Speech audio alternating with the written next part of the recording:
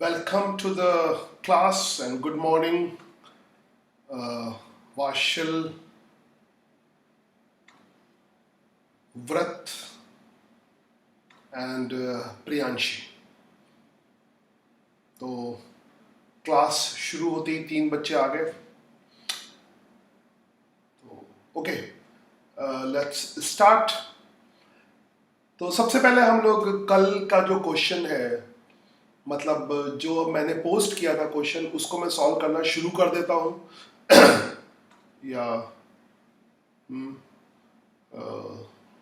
ओम को भी दिखा देता हूँ. 4.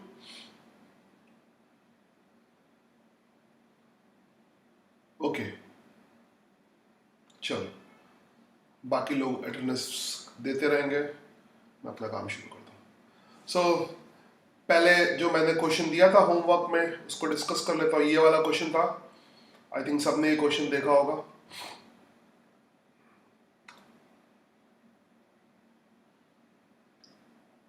तो इस तरह के क्वेश्चन हमने कर रखे थे, 2 क्वेश्चन कर रखे थे. यहां पर बेसिकली देखो, म्यू जो है वो एक्स के अकॉर्डिंग वेरी कर रहा है. ये मैंने शायद हिंट में ही बताया था. तो जो लाइट रे होगी वो, जैसे म्यू अगर एक्स के अकॉर्डिंग वेरी करेगा तो किसी पर्टिकुलर एक्स पर म्यू कांस्टेंट होगा. तो जैसे ये, तो किसी पर्टिकुलर, कोई भी ले लो, इसको जूम कर दो थोड़ा, किसी पर्टिकुलर एक्स पर म्यू कांस्टेंट होगा. जैसे इस वर्टिकल लाइन पे एक्स कांस्टेंट होगा, एक्स कांस्टेंट होगा, और नॉर्मल फिर ड्रॉ करेंगे तो नॉर्मल इस वर्टिकल लाइन के परपेंडिकुलर होगा. इसका मतलब ये हुआ कि जो रिफ्रैक्टिव इंडेक्स है वो इस डायरेक्शन में वेरी कर रहा है. इस डायरेक्शन में रिफ्रैक्टिव इंडेक्स कांस्टेंट है, तो इधर. तो लाइट रे फिर जो है, ऑब्वियसली रिफ्रैक्टिव इंडेक्स ऐसे, और लाइट रे नॉर्मल की तरफ बेंड होगी. तो अगर तुम लाइट रे का ट्रैक इसमें दिखाओगे, और नॉर्मल कहीं भी ड्रॉ कर सकते हो, किसी भी एक्स कहीं भी हो सकता है, इधर भी हो सकता है, इधर भी हो सकता है. तो नॉर्मल जैसे मैंने पर्टिकुलर एक्स दिखाया है, तो I think sound is okay, सब कुछ ओके, हाँ सही चल रहा है. हाँ, तो मैंने पर्टिकुलर एक्स दिखाया है. नॉर्मल हम ऐसे ड्रॉ कर सकते हैं. तो लाइट रे का ट्रैक हम गैस कर सकते हैं. नॉर्मल इस तरह से ड्रॉ करेंगे तो ऑब्वियसली लाइट रे नॉर्मल की तरफ बेंड करेगी और ऐसे जाएगी. मगर इससे पहले लाइट कैसे एंटर करती है, the direction of ray along Y axis. Light ऐसे एंटर करती है ना, ऐसे एंटर करती है, और फिर ऐसे एंटर करके फिर ऐसे जाती है. Very good question, very good question. इस टाइप के क्वेश्चन जेई में बहुत, मेंस और एडवांस में काफी आते हैं. पहले भी काफी आ चुके हैं, काफी आते हैं. तो इसकी पॉसिबिलिटी बहुत ज्यादा होती है. मैंने 3 क्वेश्चन ले लिए सेम टाइप के. तो और ऐसे में थोड़ी डिफिकल्टी भी आती है क्वेश्चंस में, वो देख लो. तो इस तरह से लाइट रे जाएगी. तो हम क्वेश्चन का आंसर शुरू करते हैं. For the angle made by ray with y axis when x is tending to 0. Find the angle made by ray with y-axis when x tending to 0. And this is very interesting. x tending to 0. x 0 की तरफ tend कर रहा है. तो x अगर 0 की तरफ tend करेगा तो किधर से, लेफ्ट, इधर से लेफ्ट साइड हो गई, लेफ्ट साइड से भी टेंड कर सकता है ना. मतलब इधर भी अप्रोच कर सकते हैं और इधर जी भी अप्रोच कर सकते हैं. तो वो इसको नहीं पूछ रहा है. Angle made by ray with y axis, ये वाला, मतलब एग्जैक्टली ये वाला, ये तो क्या होगा, इसमें तो y टेंडिंग टू 0 है, ठीक है.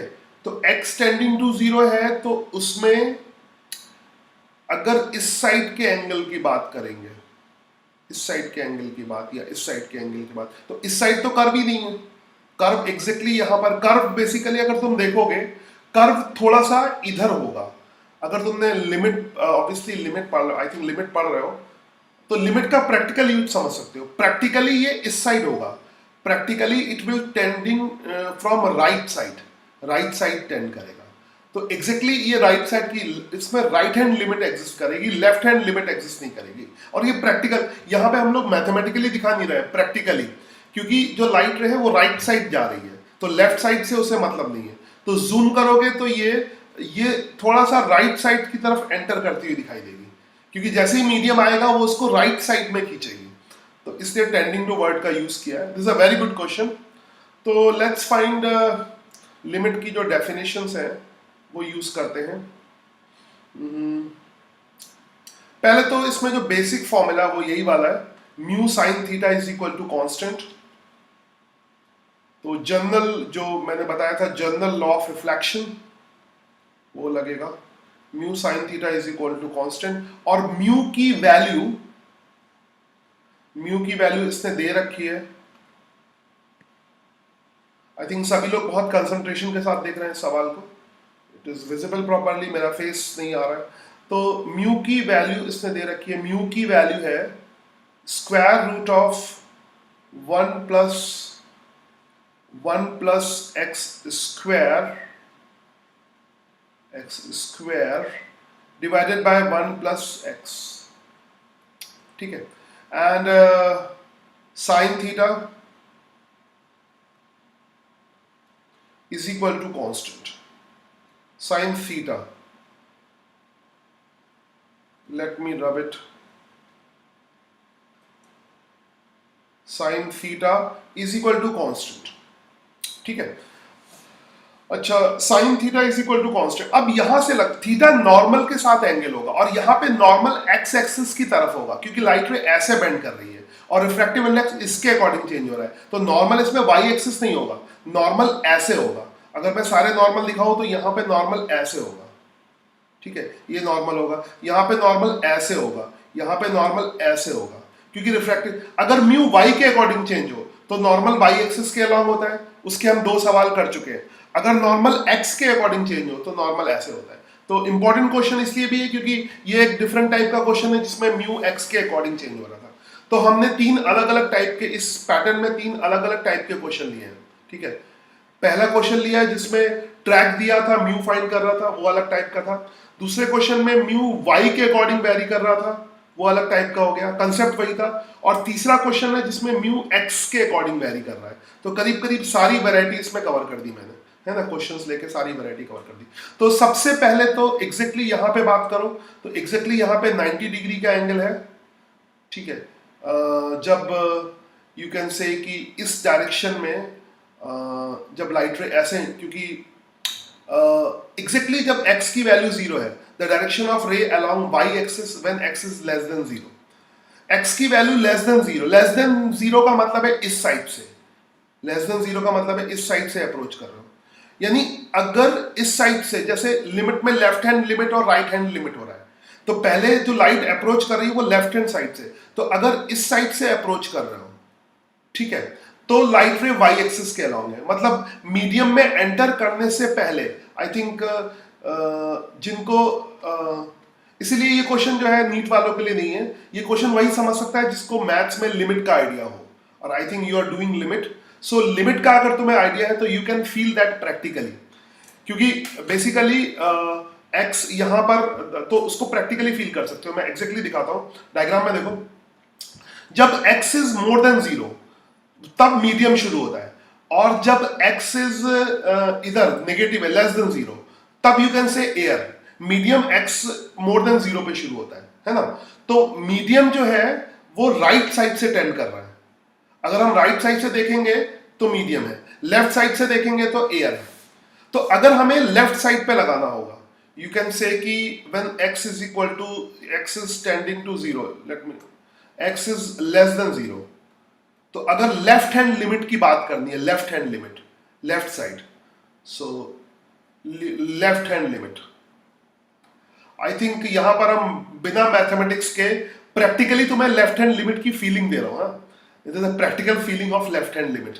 तो प्रैक्टिकली इसमें ज्यादा प्रूफ भी नहीं करना है, क्योंकि लेफ्ट हैंड साइड तो लाइट है ना, लेफ्ट हैंड साइड तो मीडियम ही नहीं है, तो right hand limit and left hand limit. तो अगर left hand limit, exactly math में नहीं घुस रहा हूं, तो मैं फीलिंग देनी, फिजिक्स का काम है हर चीज को फील कराना। बाकी फिजिक्स का काम ये नहीं होता प्रैक्टिस कराना, प्रैक्टिस मैथ्स में करो, है ना। हम लोग प्रैक्टिस नहीं कराते, प्रैक्टिस मैथ में बड़े बड़े सवाल करो। फिजिक्स का काम इतना होना है, फिजिक्स यही डिमांड करती है कि तुम्हें हर चीज की फीलिंग होनी चाहिए, लिमिट की, डिफरेंशिएशन की, उसका तुम्हें मतलब पता होना चाहिए। तो जिसको भी मतलब पता है वो क्वेश्चन कर लेगा। ठीक है, तो मतलब फिर क्या हो जाएगा, फिर अगर हम x इज लेस देन 0 की बात करें तो एयर है लेस देन 0 पे म्यू की वैल्यू, हमारा फॉर्मूला क्या होता है, mu sine theta is equal to constant. अगर x लेस देन 0 है तो म्यू की वैल्यू कितनी है हमारी, म्यू की वैल्यू 1 है और साइन 90 डिग्री है, थीटा 90 डिग्री है ना। थीटा क्योंकि नॉर्मल के साथ एंगल होगा तो ये 90 डिग्री, नॉर्मल एक्स एक्सिस है, नॉर्मल यहाँ पे वाई एक्सिस नहीं है, तो जिस बच्चे ने वाई एक्सिस किया होगा गलत होगा, नॉर्मल वाई एक्सिस नहीं है, समझ के। तो सी आ गया। तो बहुत प्यारा सा क्वेश्चन था, इसलिए मैंने 2 दिन दिए, तुम आराम से अटेम्प्ट करो, it is a very good question, बहुत दिमाग लगाने वाला क्वेश्चन है। तो सी की वैल्यू 1 हो जाएगी, कांस्टेंट की वैल्यू 1 हो जाएगी। अब ये तो कांस्टेंट तो पूछ नहीं रहा, इसमें एक और क्वेश्चन बन सकता था, जैसे इससे पहले जो मैंने क्वेश्चन कराया, सुनना ध्यान से, इससे पहले जो मैंने क्वेश्चन कराया वो ब्रेक करके, अलग अलग ब्रेक करके कराया, ठीक है। तो ऑब्वियसली ये क्वेश्चन जेई मेंस और एडवांस जैसा है। बार बार मैं मेंस और एडवांस वर्ड इसलिए यूज कर रहा हूं कि इस बार के एग्जामिनेशन से, इस बार जो मेंस का एग्जाम आया है फिजिक्स के पेपर में, वो थोड़ा सा एडवांस जैसा आया है। तो इस बार उन्होंने इस बार के पेपर में, अभी से पहले क्या था कि मेंस थोड़ा सा इजी होता था, एडवांस थोड़ा सा डिफिकल्ट होता था, इस बार मेंस को भी उन्होंने एडवांस जैसा ही कर दिया। तो अब दोनों में डिफरेंस थोड़ा सा खत्म करने की वो लोग कोशिश कर रहे हैं, मतलब कुछ क्वेश्चन काफी अच्छे और डिफिकल्ट आए थे, तो दोनों चीजें इंक्लूड करके बात करता हूं। तो खैर इसमें खैर सी की वैल्यू पूछ नहीं रहा, मुझे सी की वैल्यू मिल गई। ये तो हम लेफ्ट हैंड साइड से बात कर रहे हैं, अगर हम राइट हैंड साइड से बात करें, है ना, बहुत प्यारा क्वेश्चन है तो मैं आराम से एक्सप्लेन कर रहा हूं।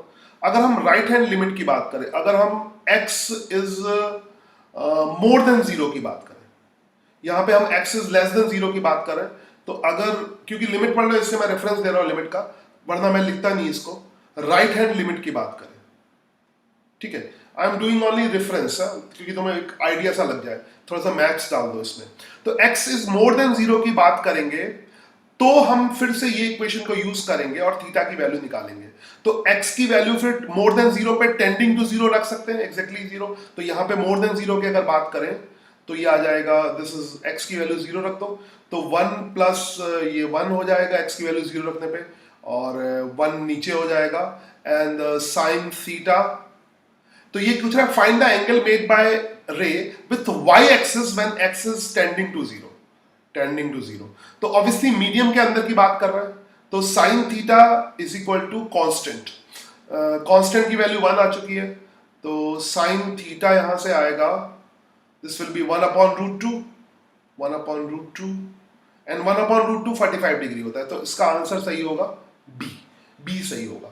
तो लाइट रे एंटर करेगी तो 45 डिग्री का, मतलब इंटरेस्टिंग है, एंटर करने से पहले 90 डिग्री का एंगल होगा, और एंटर करने के जस्ट बाद, यहाँ पे प्रैक्टिकली फील करो, यहाँ पे एंटर करने के जस्ट बाद, एंटर करते ही ये एंगल 45 डिग्री का हो जाएगा। लिटिल बिट जूम इन, ये एंगल 40, एंटर करते ही ये एंगल 45 डिग्री का हो जाएगा, क्योंकि नॉर्मल एक्स एक्सिस के अलॉन्ग है, एंटर करते ही ये एंगल 45 डिग्री का होगा।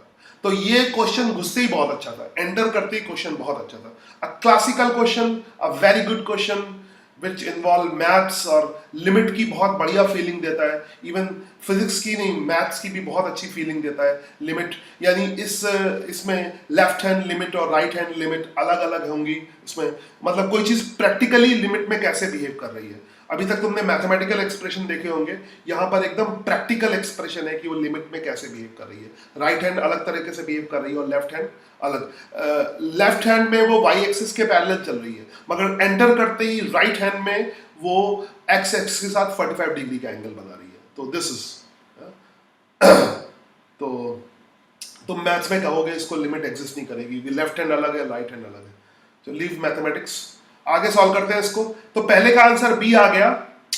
अब अगले पार्ट का आंसर तुम कर सकते हो, मैंने इसमें क्योंकि सफिशिएंट टाइम दिया था इसलिए मैं टाइम नहीं दे रहा, तो आगे बात करते हैं।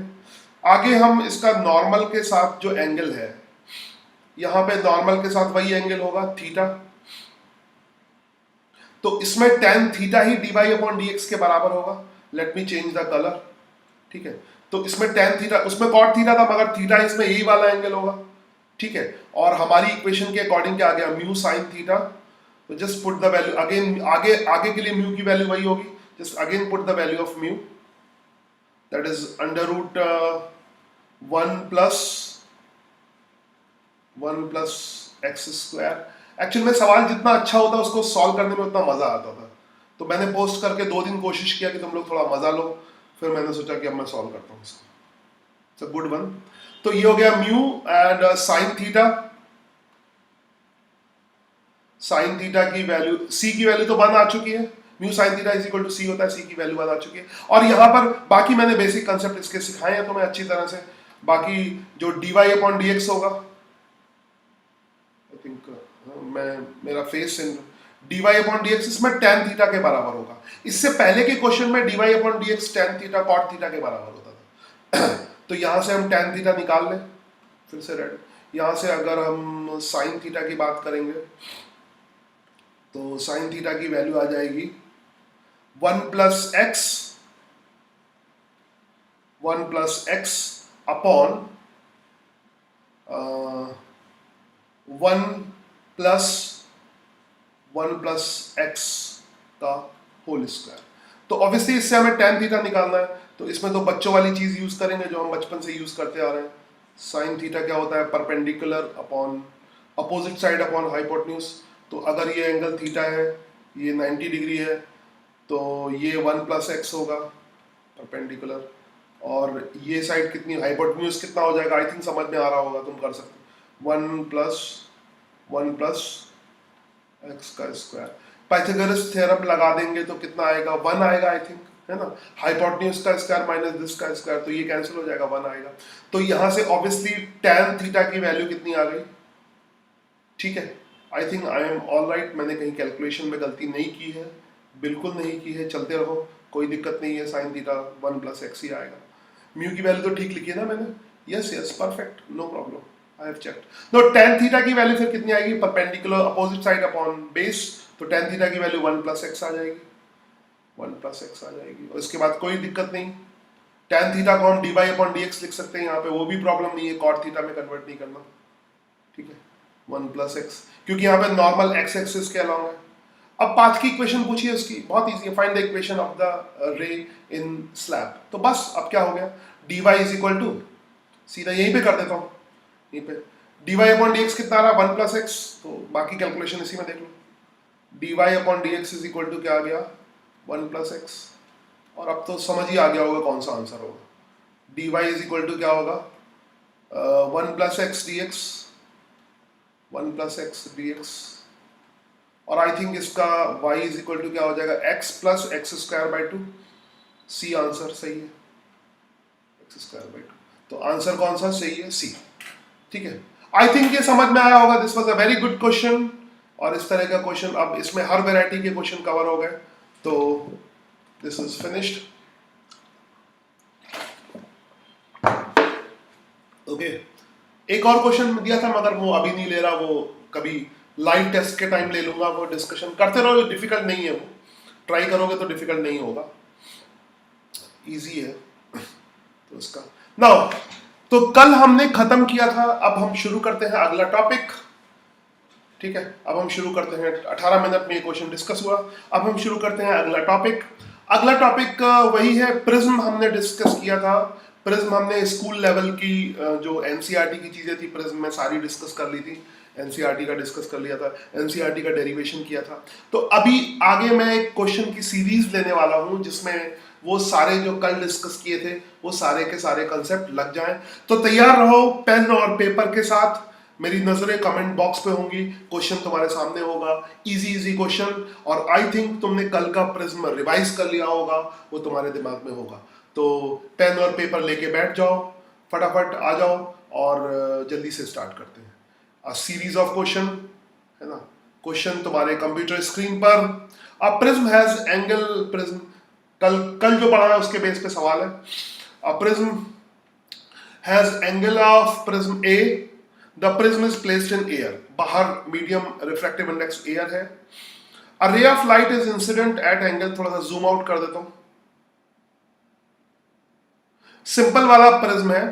अ ray of light is incident at angle 60, sequence से सवाल करने हैं, सीक्वेंस से आई थिंक 4-5 क्वेश्चन होंगे, तो प्रिज्म पूरा डिस्कस हो जाएगा सारा। This is question number 1. A ray of light incident an angle 60 degree on the face of the prism having refracting angle 30 degree. ये वाला एंगल 30 डिग्री है. रिफ्रैक्टिंग एंगल कल बताया था क्या होता है. This A angle is 30 degree is given. बाकी तुम्हें दिख रहा है, शुरू कर सकते हो. The ray emerging out of the prism makes angle 30 degree with the incident ray. The deviation of the rays. Deviation. Just comment box पे मेरी नजर. फर्स्ट का आंसर कमेंट करो. फर्स्ट का आंसर कमेंट करो. फर्स्ट का आंसर कमेंट करो. मैं थोड़ा वेट करूंगा. फर्स्ट का आंसर कमेंट करो. आई थिंक क्वेश्चन प्रॉपरली दिख रहा होगा तुम्हें. Question is properly visible.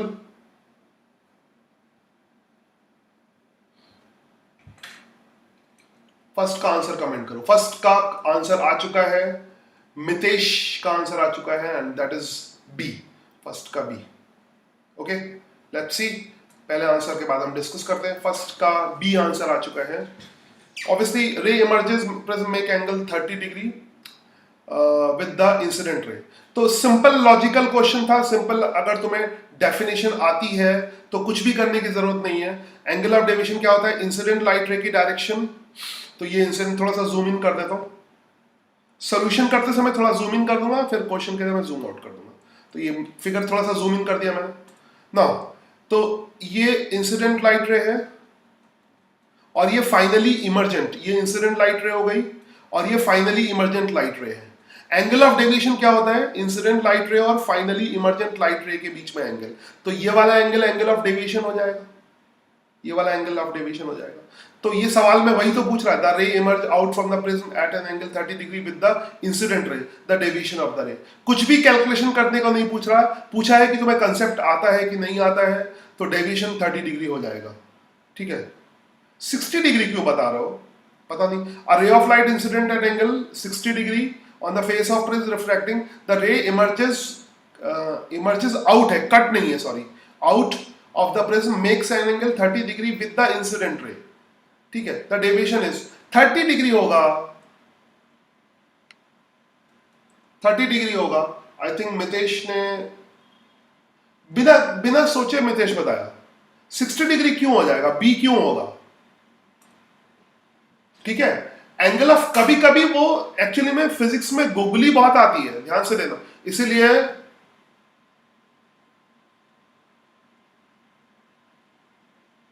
Question एक बात सुन लो. अभी जब हम फिजिक्स के टेस्ट वेस्ट करेंगे तो ध्यान रखना, फिजिक्स में कई क्वेश्चन गुगली होते हैं. गुगली मतलब तुम्हें लगेगा बहुत डिफिकल्ट है मगर बहुत इजी होंगे. तो कभी कभी वो कंसेप्चुअल क्वेश्चन भी पूछ देते हैं. ये फुली कंसेप्चुअल है. ये तो तुमसे पूछ रहा है एंगल ऑफ डेविएशन क्या होता है? इंसिडेंट लाइट रे की डायरेक्शन और इमर्जेंट लाइट रे की डायरेक्शन के बीच जो एंगल होगा वो एंगल ऑफ डेविएशन होगा. सिंपल. तो वो तो 30 डिग्री होगा. 60 डिग्री कुछ कैलकुलेट ही नहीं करना है. सिंपल लॉजिकल क्वेश्चन पूछा है और सारे लोग इसमें बी क्यों बोल रहे हैं? I don't know. सब बी बोल रहे हैं. ये पूरी गुगली है. गुगली में आउट होने के चांसेस बोल रहे हैं. तो कमेंट करो इसमें. Not be. बी नहीं होगा. बी क्यों होगा? Y B? सबका कमेंट भी आया है. सभी का गलत है. सोचो, इसमें दिमाग लगाओ. फिजिक्स दिमाग वाला सब्जेक्ट है. The ray emerge out of the prism. कहीं हो सकता मैं ना गलत हूं. मैं कभी इतने आंसर भी आ चुके हैं, मुझे लग रहा है मेरा गड़बड़ तो नहीं है. ठीक है. The ray of emerges out of the prism makes angle 30 degree with the incident ray. Yes, सीधा डेफिनेशन वाला क्वेश्चन है भाई. सीधा डेफिनेशन वाला क्वेश्चन है.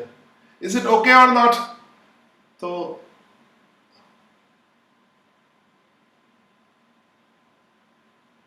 Okay okay. Network problem. तो network problem is a common problem. कोई बात नहीं. It's okay. तो इसका आंसर ए होगा. ए होगा. ए होगा. समझ आया? समझ आया? तो इस आंसर के लिए समझ आया यस कमेंट करो. नहीं समझ आया नो कमेंट करो. एक और नई चीज बनाई है मैंने. रोज कुछ ना कुछ नई चीज बनाता रहता हूं, है ना. समझ आ गया तो यस, नहीं समझ आया तो नो. तो यस और नो कमेंट कर दो.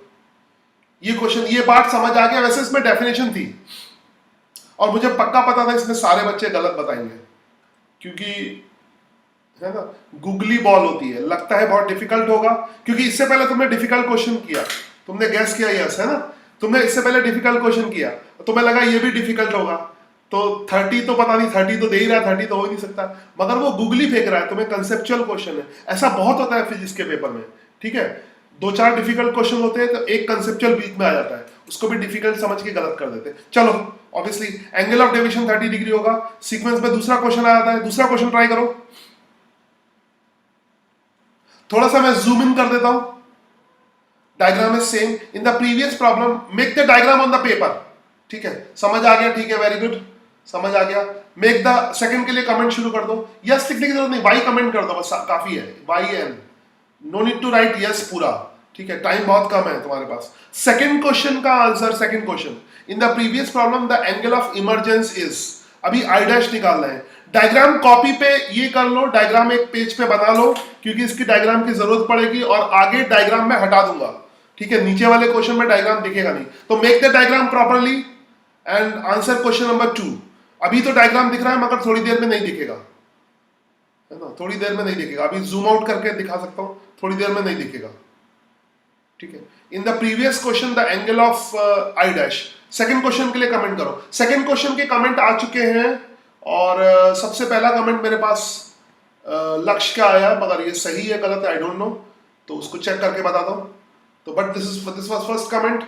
चलो let's start question number 2, let's start question, in the previous question the angle of emergencies, तो क्या दे रखा है, एंगल ऑफ प्रिज्म दे रखा है, ठीक है, एंगल ऑफ इंसिडेंस दे रखा है, the rail of incident at angle 60 degree, ये वाला एंगल आई दे रखा है, तो कल की थ्योरी पे ही क्वेश्चन है, कल जो मैंने बताया, angle I is equal to 60 degree, ठीक है, और क्या दे रखा है, एंगल ए 30 डिग्री दे रखा है, और उसके बाद एंगल ऑफ डेविएशन दे रखा है, एंगल ऑफ डेविएशन पता चल गया, एंगल ऑफ डेविएशन है 30 डिग्री, ठीक है, तो क्या पूछा है इसने, द इमरजेंस, तो फॉर्मूला क्या होता है, कल तुमने फॉर्मूला पढ़ा होगा, कल का फॉर्मूला अगर तुम्हें याद होगा, तो एंगल ऑफ डेविएशन मैंने कहा था इसको रट लो, है ना, तो वो होता है I plus E, angle of incidence plus angle of emergence minus angle of prism, तो इसको याद हो गया होगा आई थिंक, तो डायरेक्ट उसको यूज कर सकते हैं, मगर इस फॉर्मूले को लगाते समय याद रखना जो कंडीशन है वो एकदम ऐसी होनी चाहिए,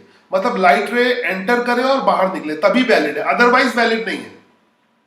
अभी इसके जस्ट बाद का जो टॉपिक है, ये मैंने टॉपिक लिया, इसके बाद जस्ट बाद एक टॉपिक है TIR, total internal reflection, prism के बहुत सारे सवाल TIR को लेके बनते हैं, ठीक है, TIR को लेके बनते हैं, टोटल इंटरनल रिफ्लेक्शन, तो TIR में ये सब चीजें थोड़ी सी वैलिड नहीं होती, अगर वो क्या होता है मैं आगे बताऊंगा, अगला टॉपिक वही है, आई थिंक कल की क्लास में मैं TIR डिस्कस करूंगा, बोर्ड वाला, बोर्ड का जो एनिमेशन है वो सब दिखाऊंगा, उसके प्रैक्टिकल एप्लीकेशन, फिर परसों की क्लास में TIR के सवाल होंगे, फिर आगे लेंस चलेगा ऐसे ही, तो लाइट अच्छा खासा बड़ा टॉपिक है। लेट्स स्टार्ट अगेन नाउ, यहाँ पर एंगल ऑफ डेविएशन जो है that is angle of deviation 30 degree है, तो angle of deviation is 30 degree, angle of incidence दे रखा है that is 60 degree, angle of emergence को इसने आई डैश बोल रखा है, तो यू कैन से आई डैश नो प्रॉब्लम, तो ई की जगह आई डैश लिख रखा है, तो इस फॉर्मूले के लिए कल की थ्योरी याद होनी चाहिए, वो तुम्हें नहीं याद है तो मेरी कोई गलती नहीं है, ठीक है, वो याद होनी चाहिए, तो ये डायरेक्ट फॉर्मूला यूज करोगे, अब इसको डेराइव तो करोगे नहीं एग्जाम में, तो यूज डायरेक्टली, ठीक है, 30-30 60 हो गया, 60 डिग्री, और इधर 60 डिग्री हो गया, प्लस आई डैश हो गया, आई डैश की वैल्यू तो 0 डिग्री आ रही है, हाँ सी आंसर ऑप्शन दिया, ठीक है, सेकंड का सी, देखते हैं कितने लोगों का सही है, यस काफी लोगों का सही है, ओके वेरी गुड, काफी लोगों का सही है, मतलब ये फॉर्मूला कई लोगों को याद था, एक लक्ष्य का तो सही था ही, 1 2 3 4, बाकी 2 लोगों का गलत है, 4 लोगों का सही है, वेरी गुड, 4 लोगों का सही है, करके करो, तुक्के मत लगाओ, वेरी गुड, जिनका सही है उनके लिए तालियां, तो बच्चे ताली मारते, जिनका सही है उनके लिए तालियां, वेरी गुड, शाबाश, है ना, तो करके कर रहे हो, करके करोगे, तो सेकंड क्वेश्चन आ चुका है, आई थिंक तुमने अभी तक फिगर बना लिया होगा इस क्वेश्चन का, इसी का सीरीज का third question, in previous problem the final emergent रे, कुछ कंसेप्चुअल आएंगे, फिजिक्स पूरी तरह से मैथमेटिक्स नहीं है, फिजिक्स में हमेशा दिमाग चलाना होगा, कभी कभी हो सकता है तुम्हें कुछ भी ना करना पड़े, सुन लो मेरी बात को ध्यान से, इसको देखना बंद करो।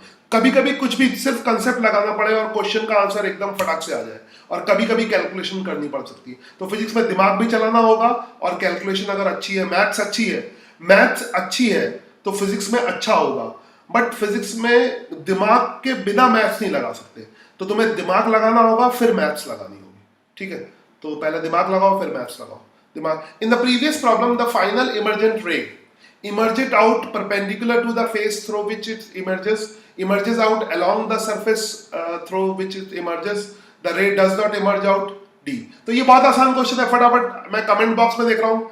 थर्ड क्वेश्चन है, ये नंबर देता हूँ, थर्ड क्वेश्चन है ना। तुम ये सिंपल लेटर में थर्ड ऐसे लिख देना चलेगा। थर्ड का आंसर कमेंट बॉक्स में, थर्ड का आंसर पहले मैं कमेंट बॉक्स में देखूंगा। थर्ड का आंसर कमेंट बॉक्स में। किसी ने अभी आंसर नहीं दिया, फटाफट आंसर दो। I am waiting for first answer. Third का आंसर कमेंट बॉक्स में वेट कर रहा हूं, जल्दी थर्ड का आंसर दो।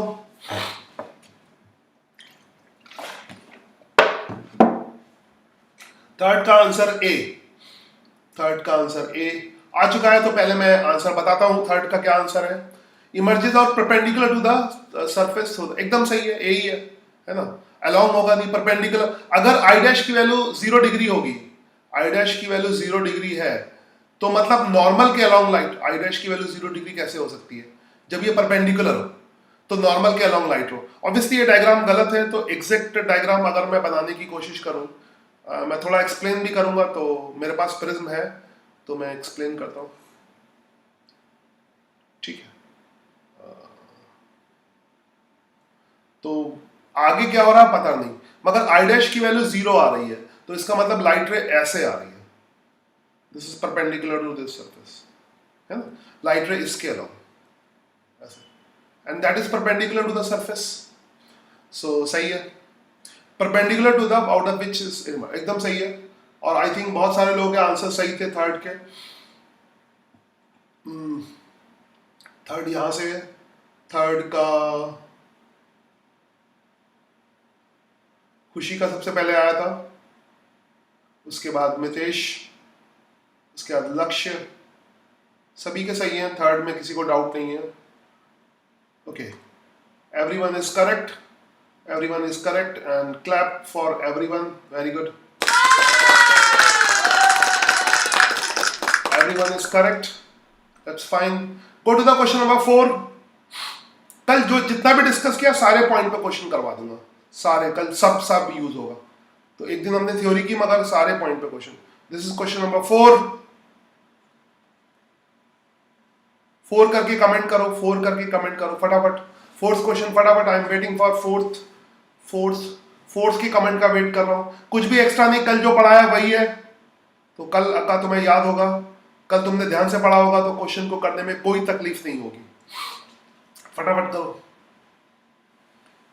फटाफट। I am waiting for fourth का। जैसे ही फोर्थ का पहला कमेंट आएगा मैं शुरू हो जाऊंगा। फोर्थ के पहले कमेंट का वेट कर रहा हूं मैं। फोर्थ का कमेंट आ चुका है, खुशी का कमेंट आ चुका है, वेरी गुड। मैं शुरू हो जाऊं फिर देखता हूं। ये पहले दिखा देता हूं सबसे पहले कमेंट को। फोर्थ का भी खुशी का सबसे पहले कमेंट आया है, बाकी लोगों को दिखाता हूं। खुशी का सबसे पहले आया तो दिखा दिया, बाकी सबका दिखाता हूं अभी थोड़ी देर में। Now let's start question number 4। if the minimum deviation produced by the prism is equal to the angle of prism, ठीक है, the angle of prism is 60 degree, the refractive index is इतना। तो ये तो मिनिमम डेविएशन में तो तुम्हें याद होगा आई और ई बराबर होता है, ठीक है। तो कह रहा है कि मिनिमम डेविएशन, ग्रीन पेन से लिख रहा हूँ, थोड़ा दिखेगा कम, तो कोई और पेन ले लेता हूँ। ये लेता हूँ, ये मेरा फेवरेट कलर है, चलो डेल, है ना। और कर्सर ऐसे दिखाई देगा। Wait, I will take this color, little bit colorful life. The minimum deviation produced by prism is equal to angle of prism. This is minimum deviation, और ये कहता है कि ये angle of prism के बराबर है। तो भैया angle of prism है कितना? 60 डिग्री, है ना। angle of prism is 30 degree, sorry, angle of prism is 30 degree, ठीक है। नहीं, इसमें अलग दिया है क्या? if minimum day produced by the equal to angle of prism, अभी a लिख लेता हूँ पहले। the angle of prism is 60 degree, इसमें अलग दिया है, एंड एंगल ऑफ प्रिज्म बदल दिया इसमें, 60 डिग्री दे दिया, ठीक है। The refractive index of the prism is, ठीक है, मिनिमम डेविएशन इतना। अच्छा, मिनिमम डेविएशन का फॉर्मूला अगर जैसे तुम्हें याद हो तो ठीक है, नहीं तो मुझे तो याद नहीं रहता मिनिमम डेविएशन का फॉर्मूला। तो मिनिमम डेविएशन का फॉर्मूला मुझे याद नहीं रहता, तो मैं करता क्या हूं, ठीक है, मिनिमम डेविएशन में जो रिफ्रैक्टिव इंडेक्स है, जिसको अगर याद नहीं, मेरी तरह जिसका हाल है, जिसको फॉर्मूला याद नहीं होता है, तो मुझे ये याद रहता है, ये वाला डायग्राम, ठीक है। तो मैं यहाँ पे लगा देता हूँ, है ना, यहाँ पे ये आई हो गया, ये आर हो गया, ठीक है, ये बेसिक डायग्राम है। तो ये 1 sin i is equal to mu sine R, ठीक है। तो मैं ऐसे करता हूँ इसको, अगर मुझे फॉर्मूला याद नहीं आया तो, और मुझे याद नहीं रहता इतना डिफिकल्ट फॉर्मूला, तो 1 sin i is equal to क्या कर देता हूँ, म्यू साइन आर। अगर तुम्हें डायरेक्ट फॉर्मूला याद है तो मुझे कोई तकलीफ नहीं, उसको लगा लो, ठीक है। फिर इसमें मिनिमम डेविएशन क्या होता है, आई प्लस ई माइनस ए, वो याद रहता है।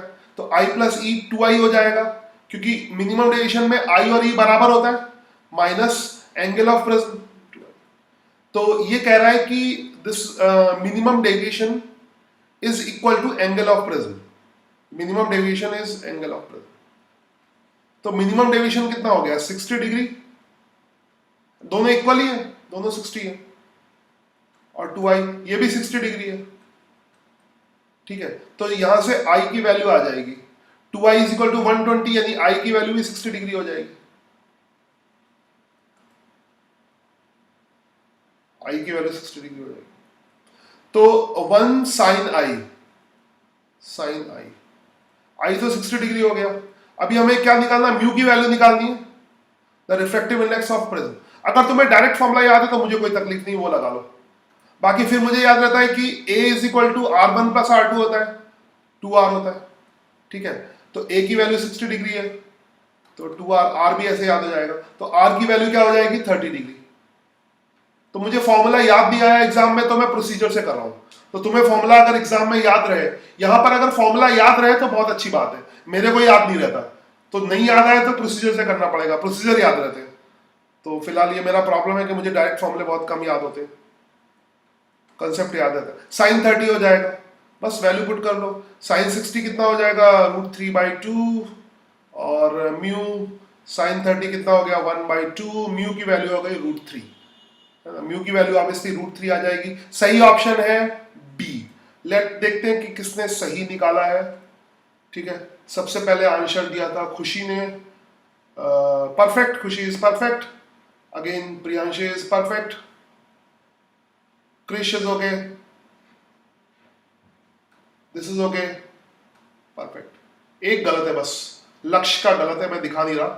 तो फिर ये मितेश ने सबसे लास्ट में दिया है, आई डोंट नो व्हाई, कभी कभी या नेटवर्क प्रॉब्लम भी हो सकती है।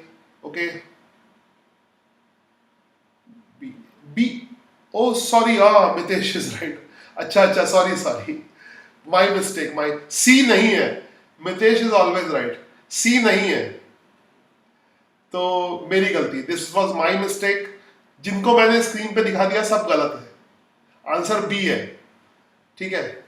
तो फिलहाल जिनको मैंने अभी इस बार जिनको मैंने स्क्रीन पे जिनके नाम दिखाए हैं उनके लिए ये वाला साउंड, नहीं, ये वाला साउंड,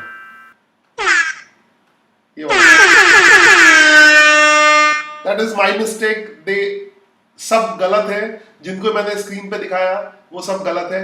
मितेश इज करेक्ट। अगर मितेश का कमेंट ना आता तो मैं सबको तालियां बजवा देता ठीक है, दैट्स वेरी नाइस। अगर मितेश का कमेंट ना आता तो सबके लिए तालियां बज गई होती, गलत के लिए तालियां, पहली बार गलत लोगों के लिए तालियां बजती। चलो कोई बात नहीं, आंसर सी नहीं है, आंसर बी होगा, मितेश इज करेक्ट, √3 आंसर आएगा। तो क्वेश्चन को करो, एकदम से कमेंट मत करो, क्वेश्चन को पढ़ो फिर कमेंट करो। ये किसी ने भी आंसर सही नहीं दिया, इसको मितेश को छोड़ के बाकी सबका गलत था। अब इसके बाद एक दो इसमें डिफिकल्ट क्वेश्चन भी है। यहां तक सिंपल क्वेश्चन की सीरीज खत्म हो गई है, सिंपल क्वेश्चन की सीरीज खत्म हो गई है।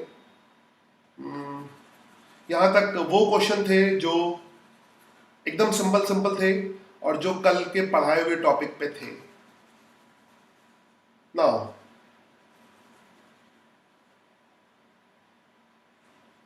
तो अब क्वेश्चन है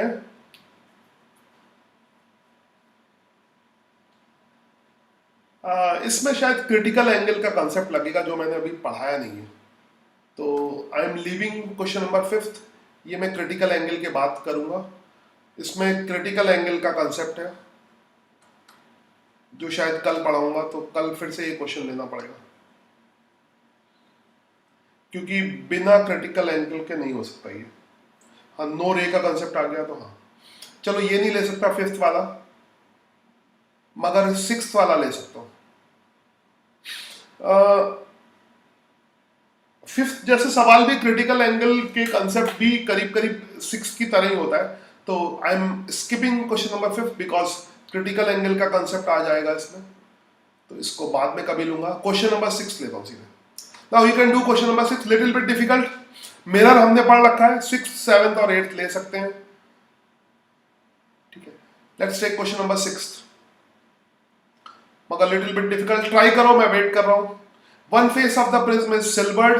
ये क्वेश्चन ही अलग कर दिया, तो अलग टाइप के क्वेश्चन हो गए, ठीक है।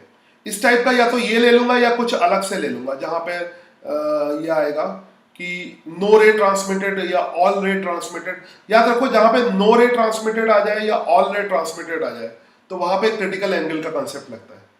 या इस तरह के जो इक्वलिटी वाले क्वेश्चन होते हैं ना, इनइक्वलिटी इक्वलिटी वाले, तो इसमें हमेशा क्रिटिकल एंगल का कंसेप्ट लगता है। तो क्रिटिकल एंगल के सारे क्वेश्चन इक्वलिटी इनइक्वलिटी वाले होते हैं। ये तो मैं अभी बाद में पता लग जाएगा जब मैं क्रिटिकल एंगल पढ़ाऊंगा, तो उसमें इस तरह के काफी क्वेश्चन होंगे। चलो, इस तरह को छोड़ के 6th क्वेश्चन अटेम्प्ट करो। Do question number 6। Plane mirror पढ़ा चुका हूं, तो this is the first question, combination of plane mirror और प्रिज्म। मैंने जब टॉपिक शुरू किया था तो मैंने बताया था कि जेई नीट में इस तरह के बहुत क्वेश्चन आते हैं। दो मिरर का कॉम्बिनेशन होगा, प्लेन मिरर और मिरर का कॉम्बिनेशन होगा, प्रिज्म और मिरर का कॉम्बिनेशन होगा, लेंस और मिरर का कॉम्बिनेशन होगा, दो लेंस का कॉम्बिनेशन होगा, एक लेंस और प्रिज्म का कॉम्बिनेशन होगा। इस तरह के क्वेश्चन भरे पड़े हैं, और हर क्वेश्चन में सिर्फ एक कंसेप्ट, एक ऑप्टिकल सिस्टम से जो इमेज बनती है, मैंने शुरू में बता दिया था, और मैंने कहा था ये बहुत इंपॉर्टेंट कंसेप्ट है, तो वो वीडियो देख लेना जहां पे मैंने बताया था, जहां पर इस तरह के क्वेश्चन बताए थे। वहां पे सिर्फ सिंगल कंसेप्ट था कि एक ऑप्टिकल सिस्टम से जो इमेज बनेगी वो दूसरे के लिए ऑब्जेक्ट का काम करेगी, सिंपल कंसेप्ट से। तो चलो, टाइम वेस्ट नहीं करता हूं, सवाल करो। One face of the prism is silvered. The angle of prism is 30 degree. A ray incident is on unsilvered face at an angle 45 degree is refracted and reflected. Mirror हो गया, अभी शुरू में रिफ्रैक्शन हो रहा है, फिर रिफ्लेक्शन हो रहा है, तो बहुत अच्छा क्वेश्चन है। रिफ्लेक्शन भी और रिफ्रैक्शन भी। फ्रॉम द सिल्वर्ड फेस, ये सिल्वर्ड है, finally retrace the path, draw the रे diagram. Finally retrace the path, तो लॉजिकल है, आंसर आ जाना चाहिए। कौन सा आंसर सही है इसको तुम बता दोगे, कुछ हद तक आंसर दिया हुआ है, बस तुम्हें दिमाग लगाना है, कुछ नहीं करना है। आंसर का वेट कर रहा हूं। ये है क्वेश्चन नंबर 5, तो मैंने छोड़ दिया फिलहाल, मैं इसको 5 बना, दिस इज क्वेश्चन नंबर 5, तो मैं सीरीज अपने हिसाब से कर दूं। 5th क्वेश्चन, तो 5th का कमेंट करो, 4th के बाद 5th का कमेंट करो। Comment for 5, comment for 5। बहुत आसान क्वेश्चन है, खाली दिमाग लगाना है। कमेंट फॉर क्वेश्चन नंबर 5, जल्दी से comment for question number 5, comment for question number 5।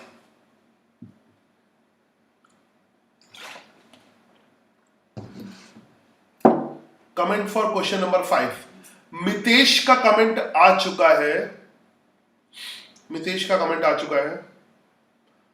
Let's see कि ये सही है गलत है, बाद में। अपना कमेंट देना, दूसरे के कमेंट से याद रखो, थोड़ा सा मेरी बात सुन लो ध्यान से।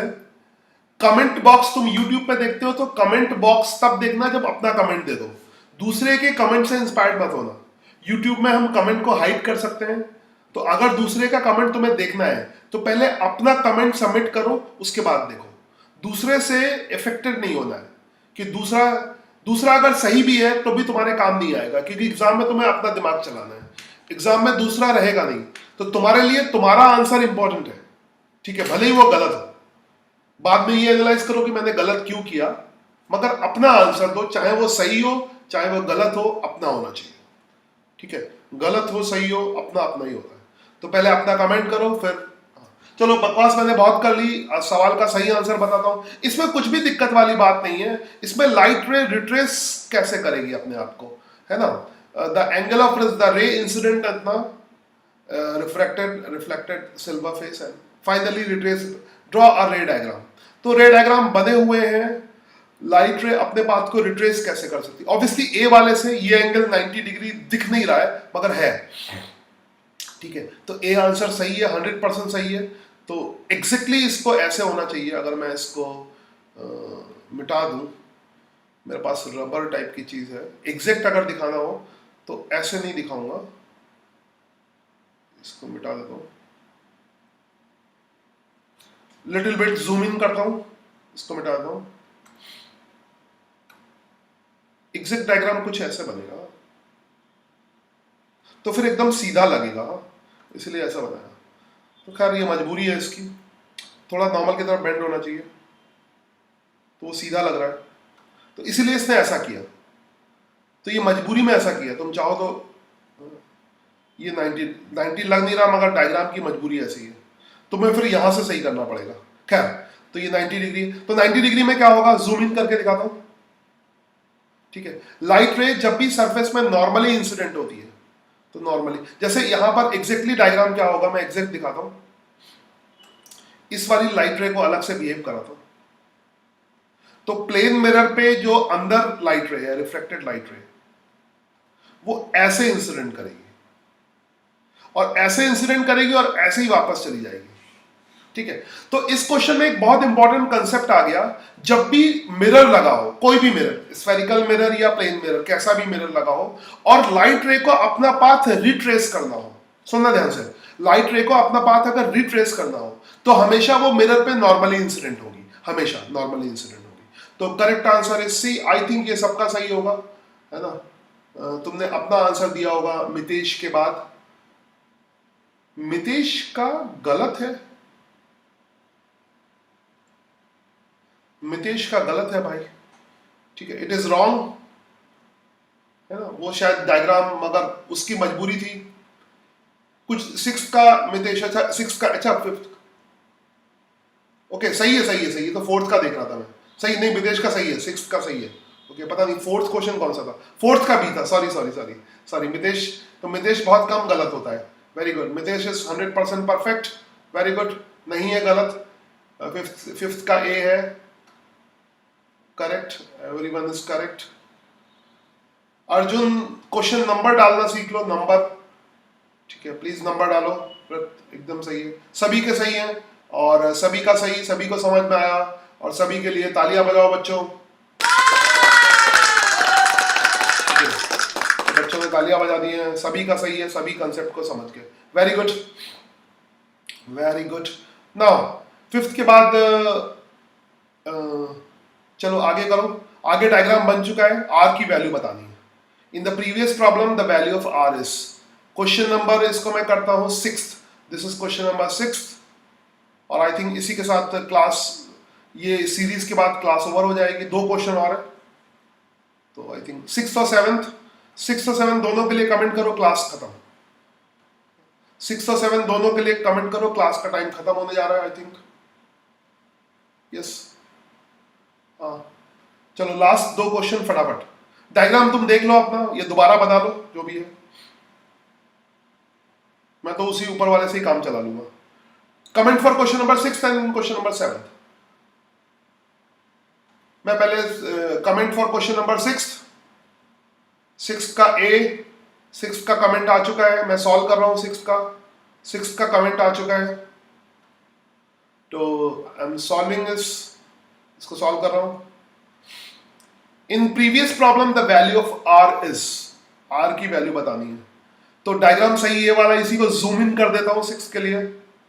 तो ऑब्वियसली ये एंगल 90 डिग्री होगा, तो ये भी 90 डिग्री होगा, ये 30 डिग्री होगा, ये 60 डिग्री होगा, तो ये आर 30 डिग्री हो जाएगा।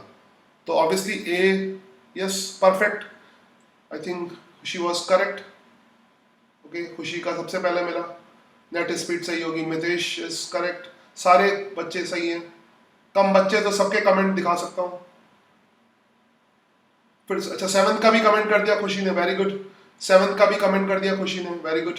चलो पहले तो मैं 6th के लिए तालियां बजा दूं,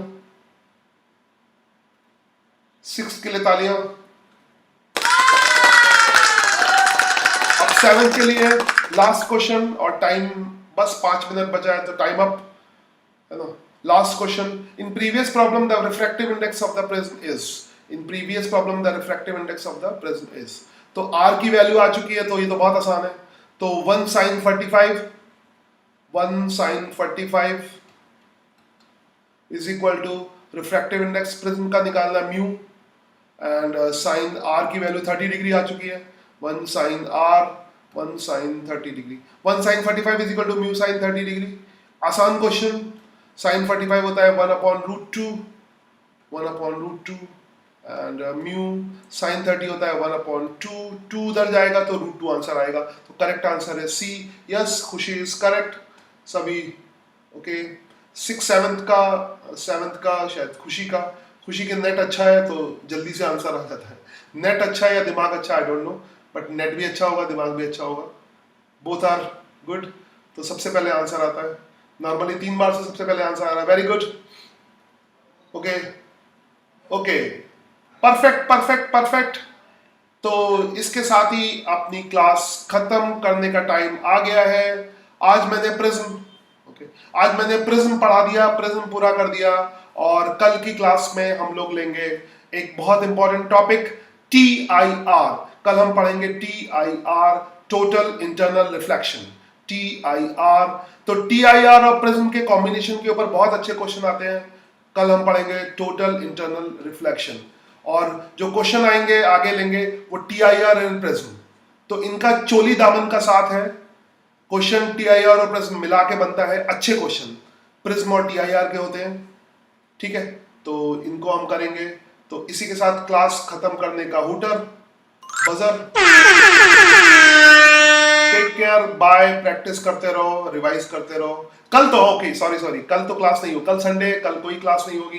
कल पुरानी जितनी चीजें रिवाइज कर लेना, मैं कुछ क्वेश्चन होगा तो मैं पोस्ट कर दूंगा, अच्छे क्वेश्चन सॉल्व करते रहना। और तुम्हारे पास मैंने स्टडी मटेरियल भी दे दिया है, तो उसको प्रॉपरली पढ़ोगे और उसके बीच के क्वेश्चन करोगे। यू हैव इनफ होमवर्क, है ना, उसमें इनफ क्वेश्चन है। थ्योरी भी परफेक्ट पूरा दे रखा है, डेरिवेशन भी है और क्वेश्चंस भी हैं, और बीच में टाइम मिलेगा तो एक बार एनसीईआरटी की बुक भी पढ़ डालोगे। तो तुम्हारा होमवर्क है एनसीईआरटी की बुक पढ़ना, और उसके बाद जो मैंने नोट्स दिए हैं वो पढ़ना, और उसमें बीच बीच में कुछ क्वेश्चन है 3-4 वो प्रैक्टिस करना। तो बहुत ज़्यादा होमवर्क नहीं है, स्मार्ट होमवर्क है। Okay, enough, take care, bye, and I am finishing the stream.